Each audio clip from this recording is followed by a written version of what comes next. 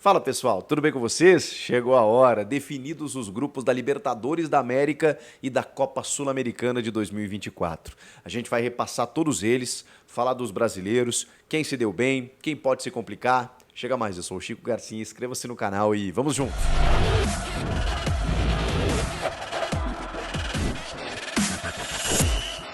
Convido você a se inscrever no canal, é a única coisa que eu peço para você que acompanha os meus conteúdos. Ainda não está inscrito, é de graça, não custa nada. E por favor, vamos tentar bater essa meta de 1 milhão de inscritos. Faltam menos de 30 mil aqui, eu conto muito com você. Bora falar da Libertadores primeiro, a Libertadores que definiu os seus grupos e que apresentou alguns grupos mais complicadinhos, mas eu não sei necessariamente se tem um grupo da morte, um grupo mais difícil assim de ser encarado.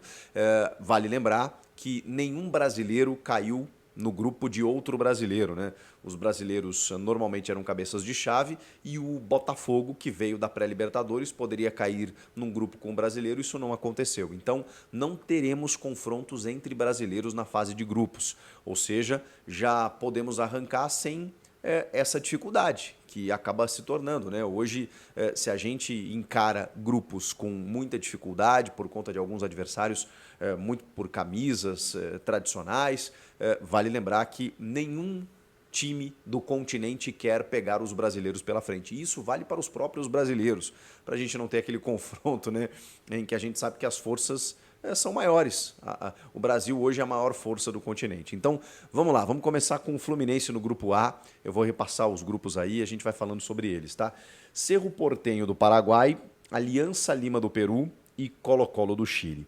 Aqui nós temos duas equipes que frequentam muito a Libertadores, né? Na verdade os três, né? Mas o Cerro Porteño e o Colo-Colo um pouco mais, digamos assim, mais tradicionais, que podem gerar alguma complicação maior, e o Aliança Lima uma viagem, uma logística um pouco mais difícil. Acho que o Fluminense não terá dificuldades. Vale lembrar que na Libertadores os dois primeiros se classificam. Grupo B, São Paulo voltando à Libertadores contra Barcelona de Guayaquil, aí já temos uma viagem para o Equador, Tajeres da Argentina e Cobresal do Chile. Acho também que é um grupo não fácil, mas de muita possibilidade real do São Paulo se classificar. É claro que o São Paulo está vivendo uma estabilidade aí, né? Foi eliminado do Paulistão, mas assim, olhando o elenco do São Paulo, a capacidade que o São Paulo tem, eu acredito que possa classificar, não sei se tranquilamente, mas dá para classificar. Aliás, o Júlio Casares esteve presente em Luque lá no Paraguai, na sede do sorteio, onde os dirigentes todos estiveram presentes, né? E ele garantiu a permanência de Thiago Carpini no cargo. Isso é importante a gente trazer aqui para você que me segue. O grupo C tem o meu Grêmio. O Grêmio é o seguinte, o Grêmio pegou um grupo complicadinho. Não é por ser torcedor, né, que eu estou aqui mais preocupado, mas vamos lá. Estudiantes de La Plata, né, um argentino tradicionalíssimo, e que assim sempre impõe dificuldades. Um The Strongest da Bolívia, em que jogos na altitude lá são perdíveis, são completamente perdíveis, e muitas vezes eles aprontam aqui, como já aprontaram, inclusive para o São Paulo. Então, assim, esses dois já arrancam na dificuldade. E o Huachipato do Chile, a gente imagina que o Grêmio tenha, não digo facilidade, mas uma certa garantia um pouco maior. Agora, The Strongest, você tem um jogo na altitude que ele é em La Paz, e aí tem o complicador, né? Porque esse jogo, o primeiro jogo, já é a primeira rodada entre os dias 2 e 4 de abril, pode ser dia 2 na terça, dia 3 na quarta ou dia 4 na quinta.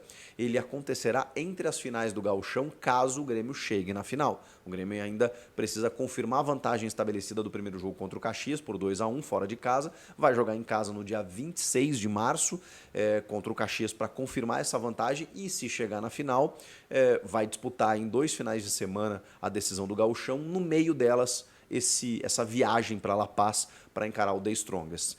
E aí vai depender do que o Renato Gaúcho vai adotar. Será que é um jogo já perdível com os titulares e aí você preserva?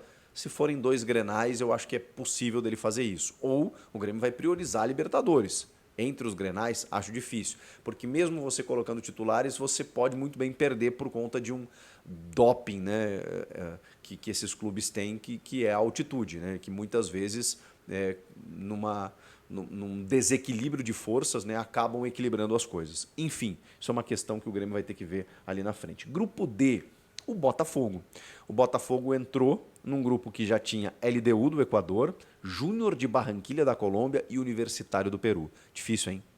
Difícil, é um grupo complicadinho também. A LDU e o Júnior de Barranquilha normalmente oferecem dificuldades e o Universitário do Peru tem uma viagem, tem uma logística um pouco mais complicada. O grupo E tem o Flamengo. Acho que o Flamengo se deu um pouco melhor.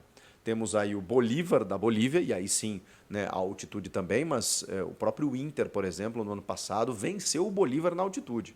Então, acho que o Bolívar não deve oferecer grandes riscos, apesar da altitude de La Paz. Milionários da Colômbia e Palestino do Chile. Eu acredito que o Flamengo, até por ser o Flamengo, não tenha tantas dificuldades nesse grupo. O Palmeiras de Abel Ferreira, no grupo F, pegou um adversário chatinho dos últimos anos no continente, que é o Independiente Del Valle, do Equador. Esse, assim, é uma pedrinha no sapato chata.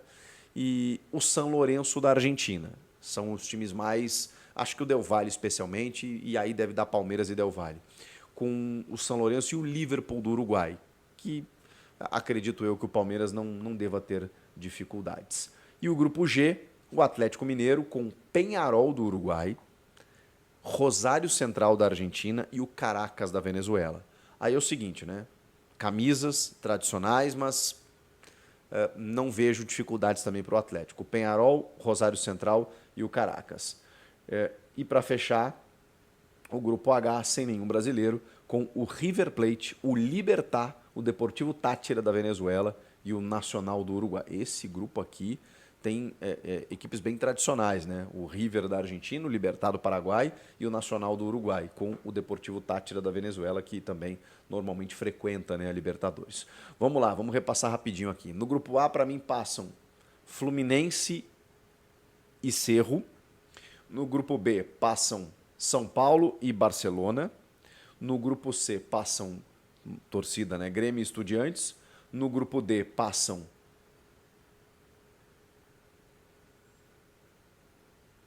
LDU e Júnior. Palpite, tá, gente? No grupo E passam Flamengo e... Vou botar Bolívar, que vai se utilizar da altitude. No grupo F passam Palmeiras e Del Valle. No grupo G passam Atlético Mineiro e Rosário Central. No grupo H passam River e Nacional. Isso.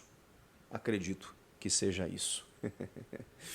Que a gente tenha nesses grupos da Libertadores da América já definidos. Depois eu vou trazendo aos pouquinhos aqui os adversários dos brasileiros na Copa na Copa Libertadores. Vamos falar da Sul-Americana, que também realizou seu sorteio, que tem 7 brasileiros, como Atlético Paranaense, Bragantino, Corinthians, Cruzeiro, Cuiabá, Fortaleza e o Internacional. E alguns tradicionais do continente, como Boca Juniors. Sim, vamos trazer esses grupos da Sul-Americana para vocês terem uma ideia de uma competição que se valorizou e muito. Defensa e Justiça na Argentina, começa o grupo A com Independiente Medellín, César Vallejo do Peru e Always Ready da Bolívia. Aqui, acho que o Defensa e Justiça da Argentina e o Independiente de Medellín da Colômbia saem na frente. Porém, vale lembrar, na Sul-Americana só o primeiro se classifica.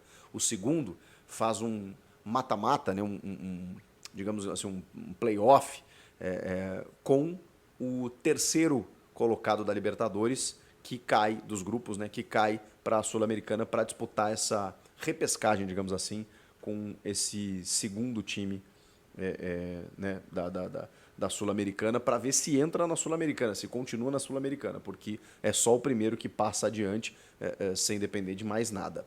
Grupo B, aí tem o Cruzeiro com o Unión La Calera do Chile, Universidade Católica do Equador e o Aliança FC da Colômbia. Aqui eu acho que se fosse a Universidade Católica do Chile, né, mas é do Equador, então acho que o Unión La Calera do Chile mais o Cruzeiro são os favoritos candidatos, né? Mas lembrando, só passa um, né? Diferentemente da Libertadores. Grupo C tem o Internacional, meu rival, com Delfim do Equador, viagem longa, Belgrano da Argentina e o desconhecido boliviano Royal Tomayapo. Aqui eu acho que o Inter nada de braçada para se classificar para as oitavas. Grupo D, esse grupo aqui ferrou real, porque aí você tem o Boca Juniors, o Fortaleza, o Nacional Potosí, que é o seguinte, o Nacional Potosí, você vai para uma altitude de mais de 4.000 metros, cara, e é muito difícil chegar lá, uma logística bizarra que o Fortaleza vai ter que fazer. Tava conversando com um amigo, não tem voo direto. Os caras têm que vir para Guarulhos, Santiago, subir para La Paz, para depois Potosí. Cara, uma loucura. E o Sportivo Trinidense do Paraguai. Aqui é o seguinte, né? Entre Boca e Fortaleza, vamos ver quem pega essa vaga, porque é uma vaga só. Aqui, esse grupinho aqui, rapaz, e ainda tem o Potosí lá com 4.000 metros. E o grupo o grupo E, tem Atlético Paranaense com Danúbio do Uruguai, Sportivo Ameliano do Paraguai e o Raio Zuliano da Venezuela. Aqui o Atlético Paranaense é favoritaço. Grupo F, o Corinthians pegou o Argentinos Júniors. E repito, o grande problema é que só passa um, mas o Argentinos Júniors é um time um pouquinho mais chatinho. Mesmo que o Gabriel Milito tenha saído de lá, deu trabalho para o Corinthians numa Libertadores recente aí. Tem o Racing de Montevidéu, não da Argentina, o do Uruguai, e o Nacional, não de Montevidéu, que é o mais tradicional, mas o do Paraguai. Aqui o Argentinos Júniors é o grande rival do Corinthians, né? Grupo G, Lanús da Argentina, Metropolitanos da Venezuela, Cuiabá e Deportivo Garcilaso do Peru. Aqui clubes que frequentam bem a Libertadores, mais o Cuiabá, que vai ter dificuldade. Vai ter dificuldade nesse grupo aqui, Lanús, Metropolitanos, é um grupo mais chatinho pro time brasileiro mato-grossense. E o grupo H tem o Racing, aí sim, da Argentina, com o Coquimbo Unido do Chile, o Sportivo Luquenho do Paraguai e o Bragantino. Aí aqui o seguinte, né? Bragantino e Racing vão se degladiar por essa vaga para as oitavas de final da Sul-Americana. Que competição interessante, hein? Se tornou essa Sul-Americana. Assim como acontece na Libertadores, também a primeira rodada dessa fase de grupos acontece entre os dias 2 e 4 de abril, com a última rodada da fase de grupos, isso vale também para a Libertadores, 28 e 30 de maio. E então a gente vai ficar de olho para saber, só fechando, que a premiação da Libertadores, ela é incrível, gente. O campeão, ele no acúmulo leva mais de 30 milhões de dólares. Só a final, para o campeão que vencer a final, vale 23 milhões de dólares.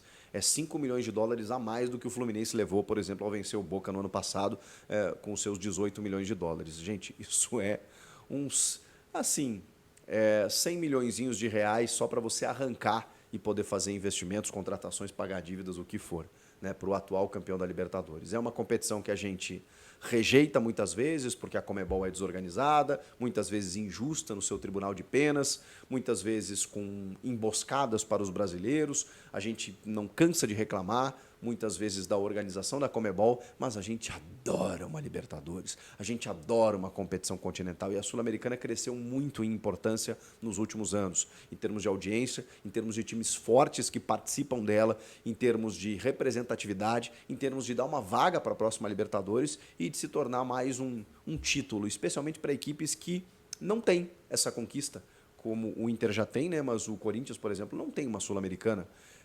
Então, talvez seja um título inédito e que pode, inclusive, dar uma perspectiva interessante, né? Você terminar o ano com um título internacional, te dando vaga para duas competições, né? Para uma Libertadores e para disputar uma final de Recopa. Ou seja, você tem belíssimas possibilidades ao vencer uma Sul-Americana. E uma Libertadores nem se fala, né? O que vocês acharam dos grupos? Eu vou destrinchá-los mais na sequência dos dias. Primeiro, preciso da opinião de vocês e aquela inscrição, se você ainda não se inscreveu no canal. Eu volto na próxima. Tchau!